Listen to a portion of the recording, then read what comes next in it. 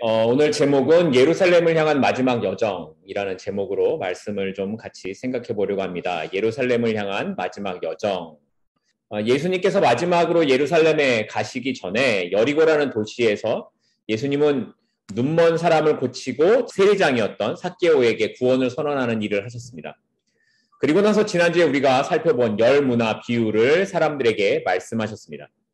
열문화 비유, 그 열문화 비유의 핵심이 어떤 거였습니까? 열문화 비유는 예수님께서 예루살렘에 가시면 새로운 세상이 열릴 거라고 생각한 사람들, 자신이 원하는 하나님의 나라가 당장에 올 거라고 생각하는 사람들에게 하나님의 나라는 너희가 기대하는 나라와는 다른 것이다, 다른 나라다라는 것을 말씀하셨습니다. 주인이 왕으로 인정을 받기 위해 먼 나라로 떠나가면서 종들에게 한 문화, 장사하기에 좀 작은 돈이었는데 이걸 맡겼죠.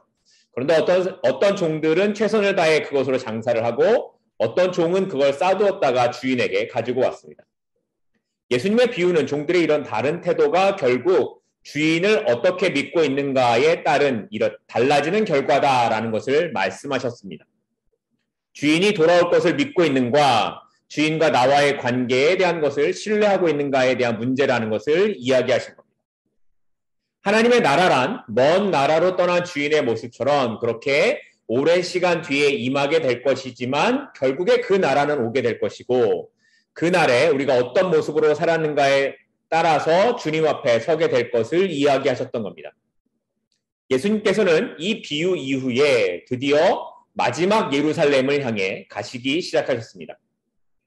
그리고 베다니 근처에 가셨을 때에 제자들 중에 2명을 맞은편 마을로 보내시면서 그곳에 가면 아무도 타지 않은 새끼 나귀가 매여 있을 텐데 그거를 풀어서 가지고 오라고 말씀을 하셨습니다.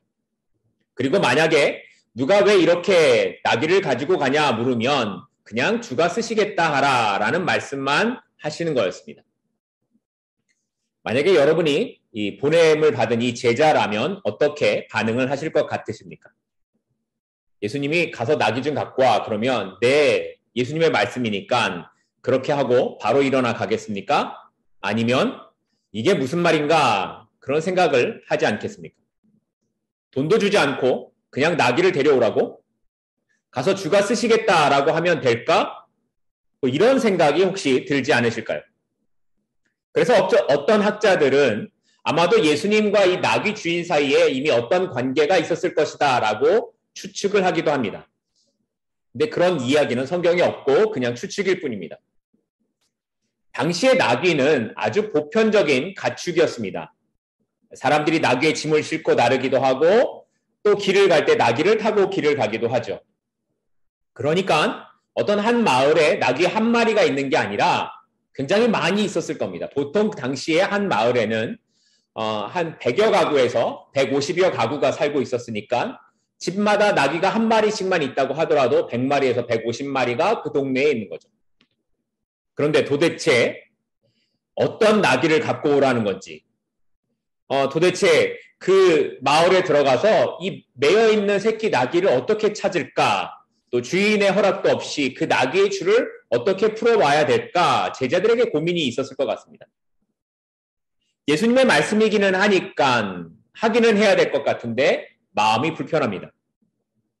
어떤 나귀인지 정확하게 말씀도 하지 않으셨으니까 또 무슨 외상을 하는 것도 아니고 나귀를 그냥 데리고 오라는 것도 굉장히 불편합니다. 주인이 이거를 받아들일 수 있나 그런 생각을 할 수도 있죠. 그런데 두 제자가 그냥 예수님의 말씀대로 갑니다. 그리고 했더니 상식적으로 말이 안 되는 일이 주님의 말씀 그대로 되었습니다. 우리가 말씀대로 산다라는 건 굉장히 쉽지 않습니다. 때로는 우리의 마음이 너무 불편할 때가 있습니다.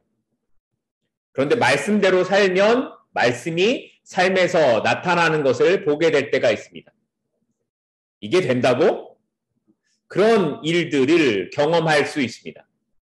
성경은 그게 믿음이라고 말을 합니다. 사실 나귀 주인도 이렇게 하는 것이 쉽지 않았을 겁니다.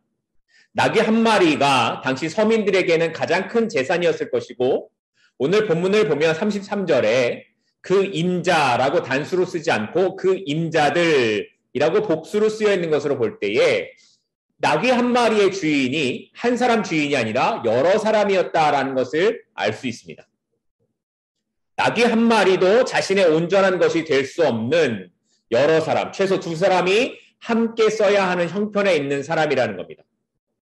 그러니까 나귀가 여러 마리 있는 중에서 하나를 가져가게 하는 것이 아니라 어쩌면 그의 전 재산일 수도 있었던 겁니다.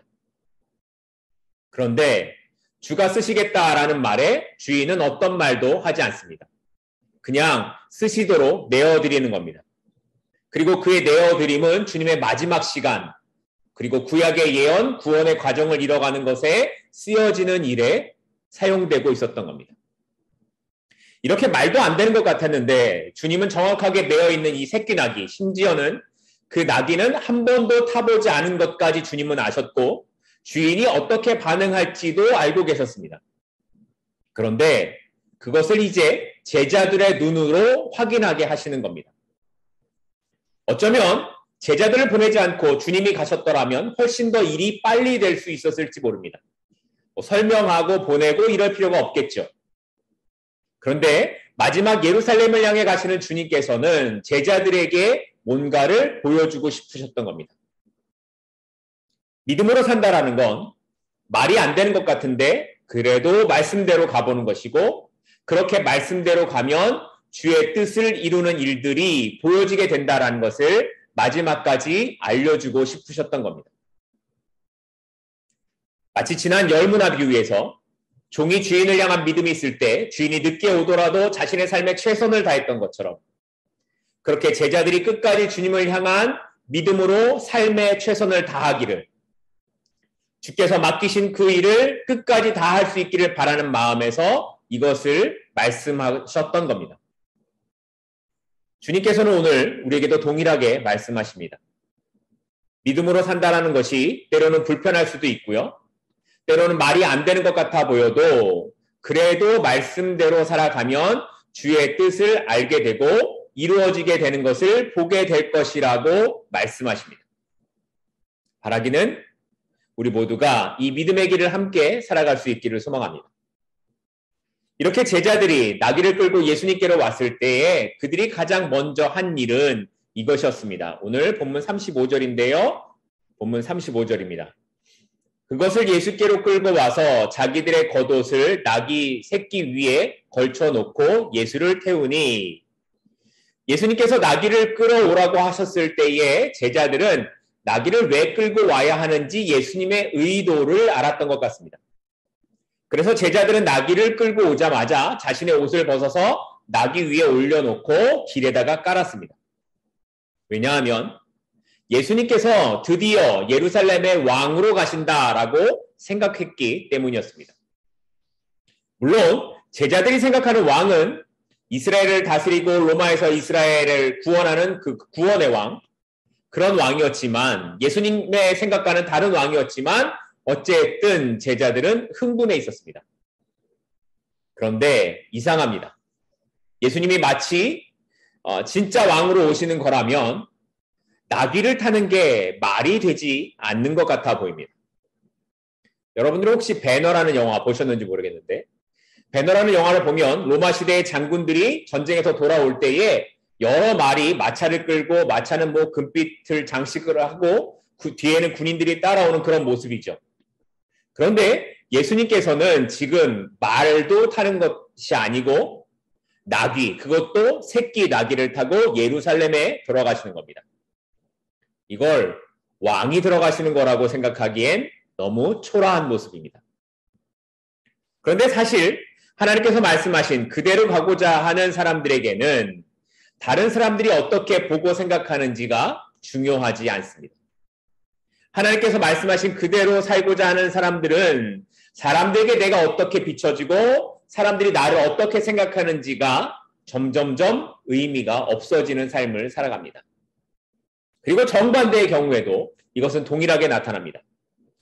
오늘 본문에서도 예수님께서 예루살렘에 들어오실 때에 사람들이 어떻게 반응을 했냐면 37절, 38절에 이렇게 기록합니다.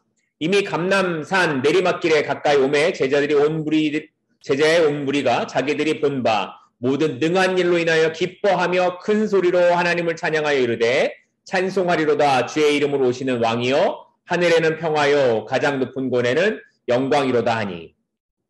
사람들이 큰 소리를 지르고 노래를 부릅니다. 사람들은 자신이 원하는 그 나라가 이제 드디어 왔다라고 생각을 한 거죠.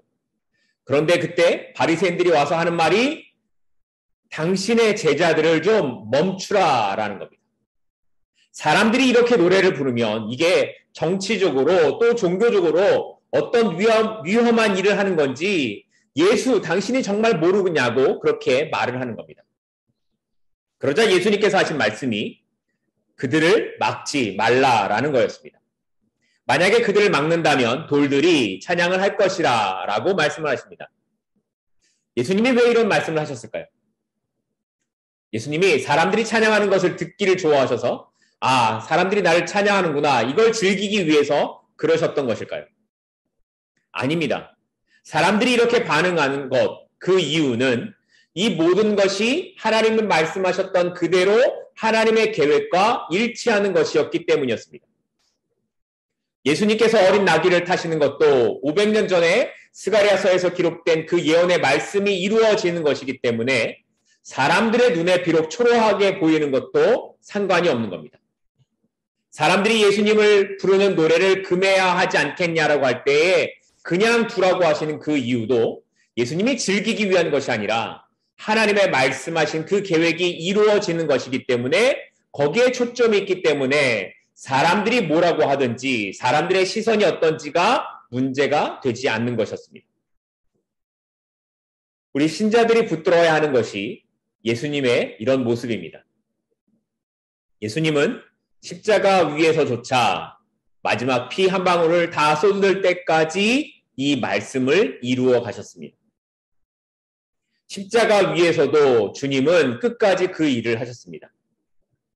그런데 교회를 다니면서 사실 우리는 사람들이 나를 어떻게 볼까, 내가 어떻게 평가받을까에 너무 많은 신경을 씁니다.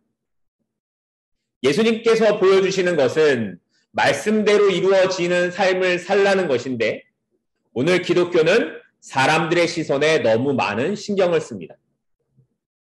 예수님께서는 새끼 나귀를 타셨는데 지금의 교회는 어떻게 하면 더 크고 더 멋진 건물을 지을까를 생각합니다. 말씀대로 되어져 가는 것에는 별로 관심이 없어 보입니다. 교회 역사를 쭉 보면 교회 역사에서 가장 말씀대로 잘 살았던 시대를 초대교회 시대라고 말을 할 수 있을 겁니다. 그리고 가장 말씀대로 살지 않았던 때 암흑기를 중세라고 할 수 있습니다. 그런데 이 중세 시대처럼 교회가 화려했던 적이 없습니다. 지금도 유럽에 가면 그때 지어진 교회들은 지금도 지을 수 없는 화려한 종탑, 건축 양식을 가지고 있죠. 그런데 이때가 교회 역사에서는 암흑기였습니다. 그러면 지금 우리가 사는 시대는 어떨까요? 지금 교회의 모습은 초대교회와 비슷할까요? 아니면 중세시대와 비슷하겠습니까? 교회를 짓기 위해 몇천억을 쏟아붓고 이름도 알지 못하는 여러 헌금을 만들어서 그거를 헌신이라고 말을 합니다.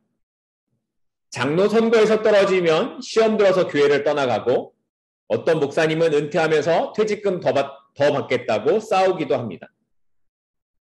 말씀을 전하는 사람이나 말씀대로 살겠다고 하는 사람이나 말씀에는 관심이 없어 보입니다. 그러면 우리는 어떻습니까? 우리는 사람들의 시선에 관심을 두고 있지는 않습니까? 아니, 우리는 정말 하나님의 시선에 관심을 두고 살아가고 있습니까? 신자는 말씀이 아닌 것에 관심이 없어야 되고요. 신자는 말씀이 있는 곳에만 마음이 있어야 합니다. 그런 삶이 아니면 그의 삶은 암흑기 속에 있는 것이 되고 맙니다. 그 모습을 보여주는 것이 오늘 본문에서 소리를 외쳤던 사람들의 모습입니다.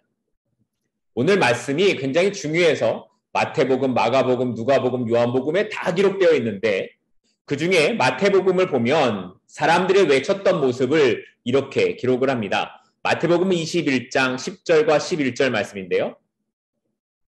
앞에 가고 뒤에서 따르는 무리가 소리 높여 이르되 호산나 다윗의 자손이여 찬송하리로다 주의 이름으로 오시는 이여 가장 높은 곳에서 호산나 하더라. 예수께서 예루살렘에 들어가시니 온 성이 소동하여 이르되 이는 누구냐 하거늘 사람들이 뭐라고 외쳤어요? 호산나라고 외쳤습니다. 호산나의 뜻이 지금 우리를 구원해 주십시오 라는 뜻입니다. 그런데 이 소리가 얼마나 컸는지 온 성이 소동을 했다고 합니다. 여기 소동하다라는 단어가 헬라어로는 세이오라는 단어인데 이 뜻이 지축이 흔들리다라는 뜻입니다. 그러니까 예수님께서 예루살렘으로 들어가실 때 사람들이 소동하였던 그 모습이 마치 지진이 일어났던 것과 같았다라는 겁니다. 그런데 예수님께서 예루살렘에 들어가시는 모습은 앞에서 말씀드렸던 것처럼 예수님이 무슨 마차를 탄 황제의 모습도 아니고 사람을 한 번도 태우지 않은 어린 나귀를 타신 모습이었습니다. 그러다 보니 이 나귀가 예수님을 잘 태울 수가 없었을 거예요. 힘도 없으니까 아마 비틀거렸을지도 모르고 예수님께서는 발이 땅에 닿지 않도록 다리를 들고 계셨을 수도 있습니다. 어쩌면 우스꽝스러워 보일 수도 있을 거예요. 뿐만 아니라 예수님 앞에 깔렸던 것은 붉은색 카펫이 아니라 사람들이 입고 있었던 겉옷이고 종려나무 가지였습니다. 그럼에도 사람들은 예수님을 향해 외칩니다. 주의 이름으로 오시는 분이라고 이스라엘의 왕이라고 호산나라고 외쳤습니다. 그리고 그 소리가 마치 지진이 난 것처럼 그렇게 땅이 흔들릴 정도였습니다. 자, 그러면 이렇게 겉으로 보기에 멋있어 보이지 않는데 사람들이 왜 있는 힘을 다해 예수님을 호산나라고 외쳤을까요? 오늘 37절 말씀에 그 이유가 나와 있는데요. 오늘 본문 37절입니다. 이미 감난산 내리막길에 가까이 오심에 제자들의 온 무리가 자기들이 그 다음에요. 본 바 모든 능한 일로 인하여 기뻐하며 큰 소리로 하나님을 찬양하여 뭐라고요? 사람들이 자기들이 본 바 모든 능한 일 때문에 기뻐하고 찬양했다라는 겁니다. 자기가 본 모든 능한 일, 그것 때문에 비록 예수님께서 초라한 모습이어도 지진이 난 것처럼 그렇게 찬양을 했다라는 겁니다. 자, 그러면 자기들이 봤던 그 능한 일이 뭘까요? 무슨 일을 봤을까요? 요한복음 12장에 보면 이렇게 기록을 합니다. 요한복음 12장 17절 18절인데요. 나사로를 무덤에서 불러내어 죽은 자 가운데서 살리실 때에 함께 있던 무리가 증언한지라 이에 무리가 예수를 맞음은 이 표적 행함을 들음이었더라. 사람들이 그렇게 소리를 질렀던 이유는 예수님께서 나사로를 살리신 사건 때문이었습니다. 예수님께서 나사로를 살리신 현장에는 많은 유대인들이 있었어요. 그리고 이걸 본 사람들이 사람들에게 나사로가 살아났대 라고 알려주는 겁니다. 나사로가 살아났대. 나사로가 살아났대. 그 소리에 사람들이 열광을 하는 겁니다. 이런 일은 또 있었습니다. 요한복음 6장 15절에 보면 그러므로 예수께서 그들이 와서 자기를 억지로 붙들어 임금 삼으려고 하는 줄 아시고 다시 혼자 산으로 떠나가시더라. 이 말씀이 언제 사건 다음에 일어나는 거냐면 오병이요. 물고기 2마리와 떡 5개로 남자만 5,000명. 그러니까 적게 잡아서 1만 명 이상을 먹이신 그 사건 이후에 사람들의 반응인데 사람들이 어떻게 했다고요? 억지로 임금을 삼으려 했다라는 겁니다. 사람들은 예수님께서 죽은 사람을 살리고 한 사람의 음식으로 몇천 명을 먹이고 눈먼 사람의 눈을 뜨게 하고 문둥병에 걸린 사람을 고치는 그 일을 봤습니다. 그래서 자기들의 본 바 그 능한 일 때문에 소리를 높여 호산나 우리를 구원해 달라고 외쳤던 겁니다. 그러나 그들이 그렇게 환영했던 건 주님 때문이 아니었습니다. 그들이 필요했던 건 주님이 아니라 주님의 능력이었습니다.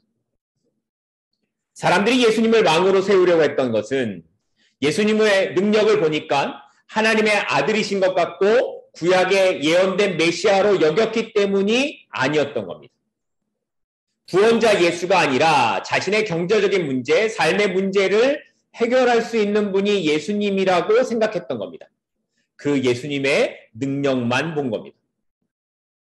그러니까 사람들은 예수님이 누구신가를 보는 것이 아니라 예수님의 능력을 통해 보여지는 자신들의 욕망을 본 것입니다. 그래서 그 욕심이 이루어지도록 목이 터져라 소리를 질렀던 겁니다.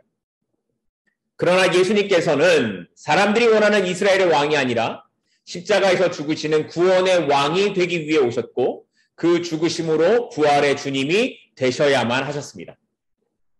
그러니까 사람들의 기대와는 전혀 다른 왕의 길을 가시는 거였습니다. 그러자 사람들이 어떻게 합니까? 자신들의 뜻대로 예수님께서 하지 않으시니까 3일이 못 돼서 예수님을 십자가에 못 박으라고 다시 소리를 지릅니다. 호산나라고 외쳤던 그 수많은 사람들이 자신의 뜻대로 되지 않을 때에 이제는 예수를 죽이라고 소리를 지르는 것입니다. 우리는 어떻습니까? 우리의 믿음은 어떤 것을 바라보는 믿음입니까? 우리의 기도는 무엇을 향한 기도입니까? 혹시 우리의 모습 안에 예수님이 누구신지와 상관없이 내 뜻을 이루어 줄 수만 있다면 그분을 찬양하겠다라는 이스라엘 백성들의 모습이 있지는 않습니까? 정말 열심히 찬양하는데, 정말 열심히 아멘을 외치고 성경 공부를 하는데 언제나 내 기대를 채우고 내 만족을 채워야 하는 예수님만 보고 있다면 거기엔 주님이 아니라 내가 주인으로 자리 잡고 있는 것입니다. 그 자리의 목적은 언제나 나 자신일 뿐인 겁니다. 말씀을 맺겠습니다. 예수님께서 예루살렘을 향해 가시는 길에 함께한 사람들 중에 아무도 예수님의 마음을 아는 사람이 없었습니다. 십자가의 죽으심을 향해 가는 그 걸음을 이해하는 제자도 없고 그 뜻을 따라가는 사람도 없었습니다. 그래서 사람들의 환호 속에서 그 속에서도 주님은 혼자셨습니다. 그러나 그럼에도 주님은 그 길을 앞서서 가셨습니다. 오늘 본문 28절은 이렇게 말씀을 합니다. 예수께서 이 말씀을 하시고 예루살렘을 향하여 앞서서 가시더라. 앞서서 가시더라. 예수님께서 이렇게 하신 것은 이 길만이 하나님의 뜻을 이루고 사람들을 살리는 길임을 아셨기 때문입니다. 그리고 제자들에게 이 길을 가는 삶이 어떤 것인지를 앞서서 보여주셨던 것입니다.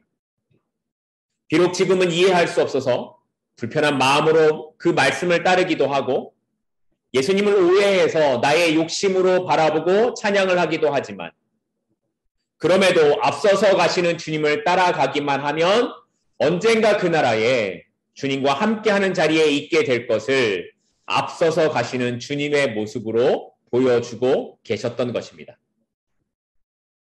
내 인생에 주님이 앞서서 가시면 그것으로 충분합니다. 그 주님을 놓치지 않으면 주님께서 책임져 주십니다. 내가 앞서면 불안하지만 주님이 내 앞에 계시면 평안할 수 있습니다. 바라기는 우리 모두가 이 길로 함께 걸어갈 수 있기를 축복하고 소망합니다. 기도하겠습니다.